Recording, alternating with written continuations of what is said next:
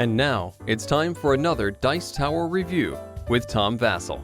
Hey folks, my name's Tom Vasel, and today we're taking a look at First Contact. First Contact is from Cosmodrome Games. Probably at this point in time most well for their game Smartphone, a very popular Euro-style game, really good. This is a party-style game, but it's a thinky one that when you first look at it, you will be reminded of a popular game called Codenames, but that's not what this is. In this game, there are aliens trying to communicate with the humans, in this case specifically ancient Egyptians. I guess this is a pre-Stargate type game. But the aliens are communicating with the Egyptians. They need some objects to survive or whatever they do. Except you don't know the alien language. So in this game, you are learning the alien language and then using that learning to decipher what the aliens need. Now that sounds a little convoluted. It's not as convoluted as it sounds, but it certainly is intriguing. Here's how the game plays.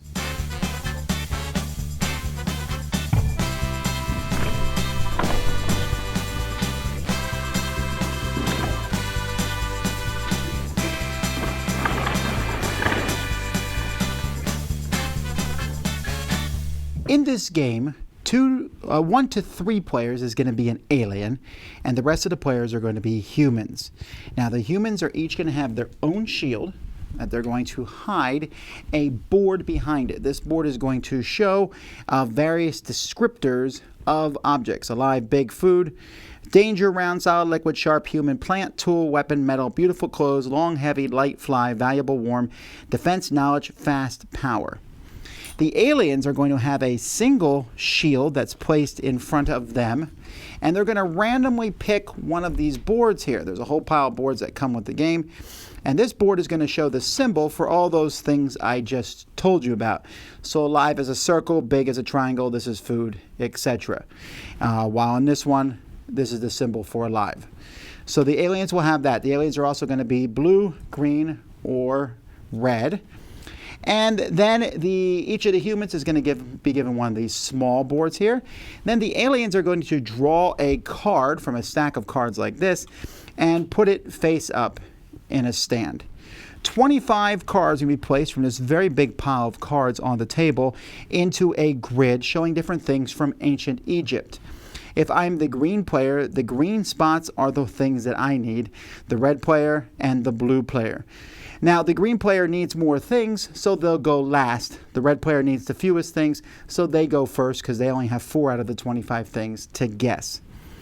Now, what players are going to be doing is on each turn, there's going to be a human turn and then an alien turn. Each human is going to pick some characteristics. So maybe I would pick fly, pig, elephant, dog, and bull. I can pick 1 to 5 things. The aliens are going to look at their sheet and they're going to pick something that all those meet in characteristics. There's no talking back and forth in this. So alive seems like it would work in this situation. Not human or plant. So I might show the symbol for alive. So on the alien board, which is here with a pen, we would just do this and show it to the humans. Each of the humans is then going to secretly think, well, that's probably alive, and they'll put that there. Each human's going to do that, and as time goes by, they might figure out some of the symbols that the aliens are showing them.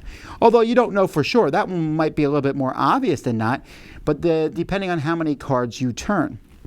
Once this is done, each alien is then going to use their words to get someone to guess something. So maybe I'm trying to get someone to guess the word pig, and so I'll show this one, which is alive and food, and what else would I use here? The symbol for round. Okay, because a pig is round.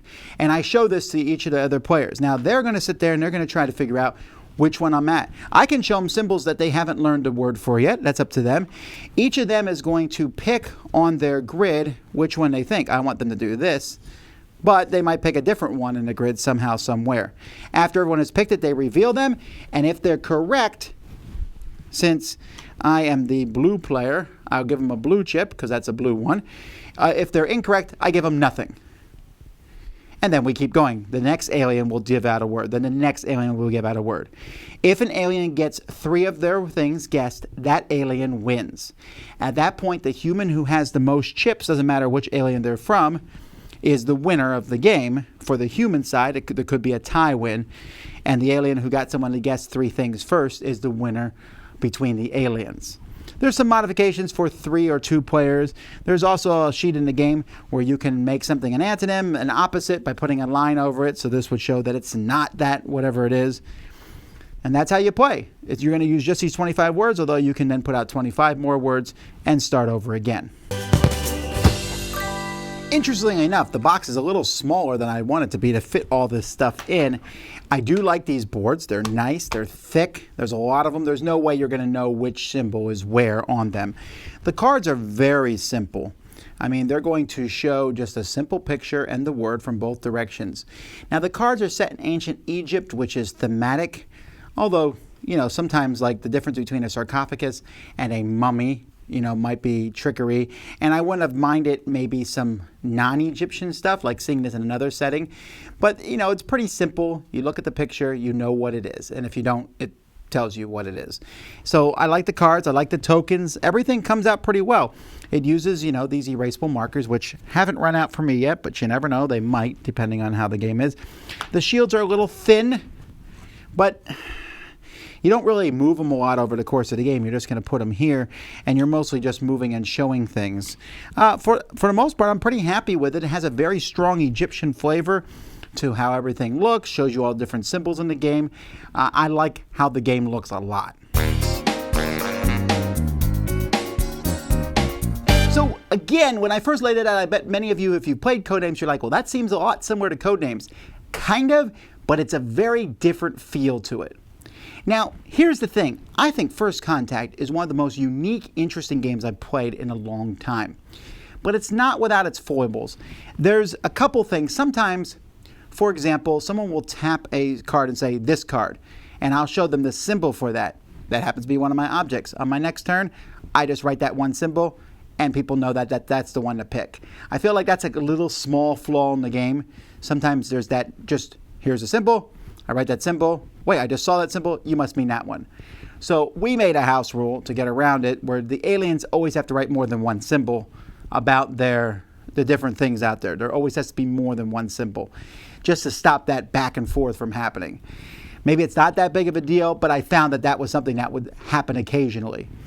And of course, the theming, the ancient Egyptian thing works, but it does kind of limit the number of objects that could be there. I wouldn't mind seeing this set in a modern setting too.